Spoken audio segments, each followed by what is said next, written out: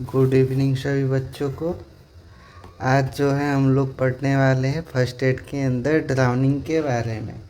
Drowning कहने का मतलब ये है कि डूबना। कोई तालाब में, नदी में डूब जाता है तो उसका जो है हम लोग फर्स्ट एड कैसे करते हैं, प्राथमिक उपचार जो है वो कैसे करते हैं वो देखेंगे। देखिए, ड्राउनिंग के अंदर जो है डेफिनेशन पढ़ेंगे, इफ़ेक्ट्स देखेंगे, साइन एंड सिम्टम देखेंगे और ट्रीटमेंट देखेंगे। बस इतना ही छोटा सा टॉपिक है, ज़्यादा देर का नहीं, 10-15 मिनट का ही है। ठीक है, कोई बात नहीं, क्योंकि मैंने पिछले क्लास में बोला था फर्स्ट एड में जितने भी टॉपिक्स हैं छोटे छोटे बहुत ही टॉपिक्स हैं। तो आज जो है हम लोग ड्राउनिंग के बारे में देख लेते हैं कि ड्राउनिंग में क्या है। डेफिनेशन की अगर बात करें, सबसे पहले अगर बात करते हैं डेफिनेशन की बात करते हैं, इसको इंग्लिश में देख लेते हैं कि हमारा ड्राउनिंग क्या होता है। तो when water इंटर्स the lungs of the casualty affected person, the air passage gets blocked due to a spasm in the throat and the process of suffocation occurs. This is called drowning. देखिए, जब भी water जो होता है lungs में जो है inter करता है, लंग्स के अंदर जाता है, कोई भी अफेक्टेड पर्सन है, ठीक है, और क्या जाने के बाद क्या हो जाता है, जो एयर जो होता है, जो एयर पास होता है लंग्स में, वो वाला जो है एरिया जो होता है वो क्या हो जाता है, ब्लॉक हो जाता है। किसके वजह से? तो स्पाज्म के वजह से, ऐठन के वजह से। किसमें? थ्रोट में। And the process of suffocation occur, जैसे ही एयर ब्लॉक होता है वैसे ही जो है हमारा सफोकेशन का प्रक्रिया जो है, प्रोसेस जो है वो स्टार्ट हो जाता है। जाहिर सी बात है कि एयर ब्लॉकेज हो जाएगा। एयर का जो विंड पाइप की अगर बात करें, थ्रोट की बात करें, ठीक है, तो अगर वहाँ पर एयर ब्लॉक हो जाता है तो जाहिर सी बात है कि वहाँ पर क्या होगा, सफोकेशन होगा ही होगा, जिसको हम लोग क्या बोलते हैं, कॉल्ड ड्रॉनिंग। ठीक है, इसको क्या बोलते हैं, ड्रॉनिंग बोला जाता है। आगे देख लेते हैं, आगे जो है वो है इफेक्ट्स ऑफ ड्रॉनिंग की बात कर लेते हैं कि ड्रॉनिंग के बाद जो है कौन कौन से इफेक्ट्स जो है वो पड़ता है। ठीक है, जैसे कि सांस लेने में दिक्कत हो जाएगी, एस्फैक्सिया हो जाता है, दम घुटने लगता है, फेफड़ों का संकुचित हो जाता है, कॉन्ट्रैक्ट हो जाता है। क्या हो जाता है? कॉन्ट्रैक्ट हो जाता है हमारा लंग्स जो है। आंतरिक चोट भी हो सकता है, इंटरनल जो है वुंड हो सकता है, आंतरिक रक्तस्राव भी हो सकता है, इंटरनल जो है हमारा क्या हो सकता है, ब्लीडिंग भी हो सकता है। टूटी हुई हड्डी, हड्डी भी जो है, जो हमारा बोन है वो भी क्या हो सकता है, फ्रैक्चर हो सकता है। और सॉफ्ट टिश्यू में भी क्या हो सकता है, वुंड हो सकता है। लंग्स के अंदर जो हमारे सॉफ्ट टिश्यू जो पाए जाते हैं, ठीक है, उनमें क्या हो सकता है, चोट लग सकता है, वुंड या इंजरी हो सकता है। तो ये इफेक्ट्स है ड्रॉनिंग के बाद जो है हमारे बॉडी में कौन कौन से जो है इफेक्ट्स देखने को मिलता है वो हमारा। अब बात कर लेते हैं, ये तो हमारा इंग्लिश में है। साइन एंड सिम्टम की अगर बात करें कि साइन एंड सिम्टम जो है क्या देखने को मिल सकता है, तो सांस लेने में कठिनाई हो सकती है। देखिए, इफेक्ट्स और साइन एंड सिम्टम में ज़्यादा अंतर नहीं है। ड्राउनिंग के बाद जो है जो भी साइन एंड सिम्टम या इफेक्ट देखने को मिलता है, दोनों एक ही चीज़ है, बस थोड़ा सा अंतर होगा। ठीक है, तो सांस लेने में क्या होगा, दिक्कत होगा। मुंह और नाक में जो है क्या आने लगता है, झाग आने लगता है। जो पल्स हो जाता है वो क्या हो जाता है, पल्स जो है वो फास्ट हो जाता है, यानी इंक्रीज हो जाता है, बढ़ जाता है। बेहोशी की अवस्था उत्पन्न हो सकती है। जो भी पेशेंट है, जो भी हमारा पेशेंट है वो क्या हो जाएगा, अनकॉन्शियस हो सकता है। दम घुटने से चेहरा, ओठ, नाखूनों का रंग जो है क्या हो जाता है, येलो हो जाता है, पीला हो जाता है। क्या क्या येलो हो जाएगा, तो दम जैसे ही सफोकेशन होता है ना, सफोकेशन के बाद जो है हमारा फेस है, लिप्स है और जो नेल है वो क्या हो जाता है, येलो हो जाता है।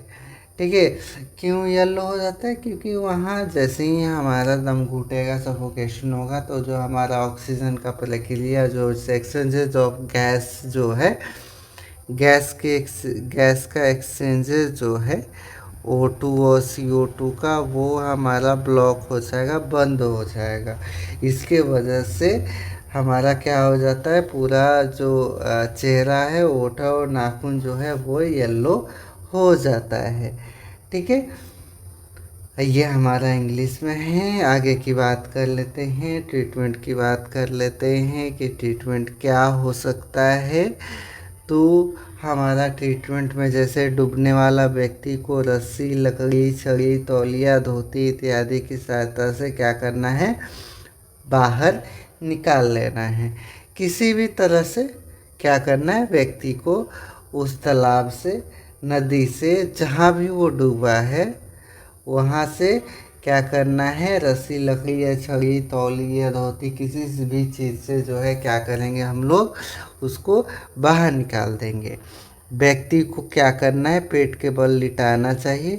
पेट के, स्टोमक के बल जो है क्या करेंगे, हम लोग लिटा देंगे। हताहत का सिर एवं शरीर सीधा रखना चाहिए। हताहत मतलब जो भी इंडिविजुअल व्यक्ति है, इंडिविजुअल जो भी पर्सन है, ठीक है, या जो पेशेंट है, ठीक है, उसकी बात कर रहा है। तो जो पेशेंट है या जो इंडिविजुअल व्यक्ति है, उसका सिर या जो शरीर होना चाहिए वो क्या होना चाहिए, एकदम स्ट्रेट होना चाहिए। क्या होना चाहिए, एकदम सीधा होना चाहिए।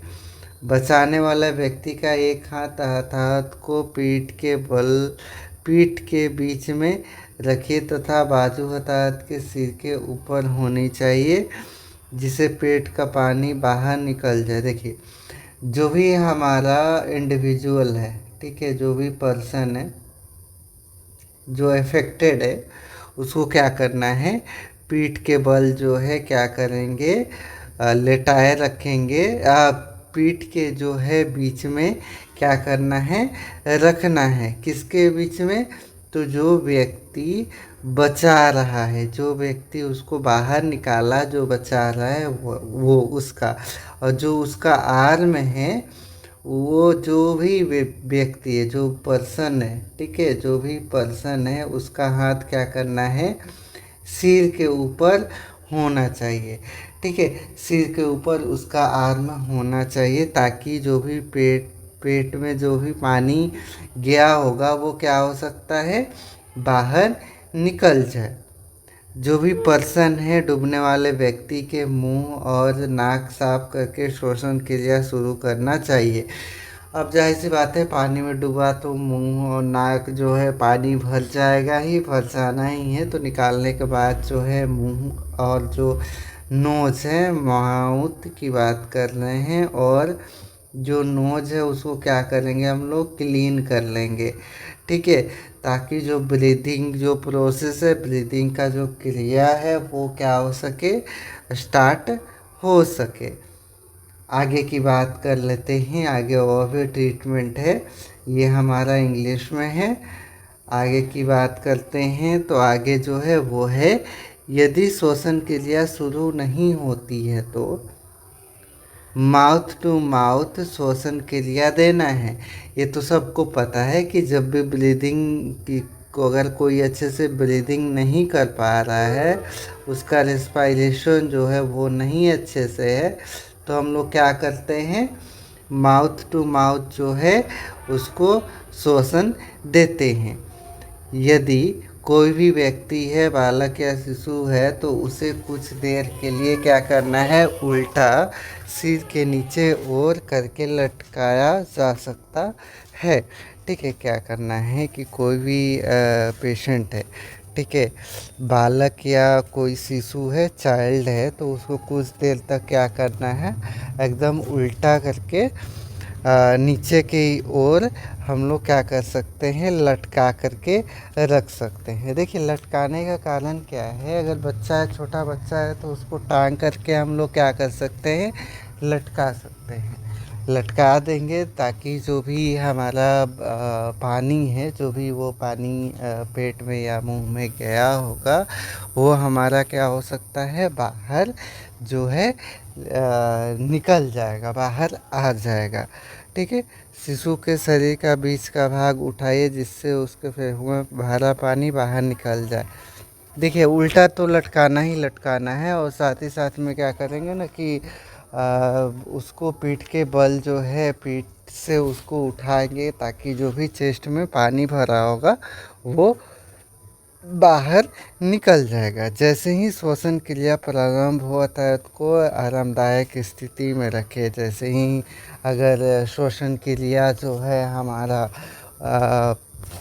स्टार्ट हो जाता है तो क्या करना है, उसको कंफर्टेबल पोजीशन में क्या करेंगे, कंफर्टेबल पोजीशन में रखेंगे। हताहत के शरीर से गीले कपड़े निकाल दे तो उसके शरीर कंबल ढककर गर्मी प्रदान करे। जाहिर सी बात है कि पानी में डूबा हुआ व्यक्ति जो है उसका पूरा कपड़ा जो है भीगा हुआ रहेगा, उसको क्या करना है, रिमूव कर देना है और कंबल से उसको ढक करके रखना है ताकि उसको गर्मी मिल सके। आवश्यकता होने पर नज़दीकी चिकित्सालय में भर्ती कराएं। अगर ज़रूरत पड़े तो क्या करना है, जो भी नियरेस्ट जो हॉस्पिटल है, मेडिकल केयर जो देते होंगे, वहाँ पर पेशेंट को क्या करना है, ले जा कर के वहाँ भर्ती करना है ताकि डॉक्टर्स जो है मेडिकल केयर अच्छे से कर सके।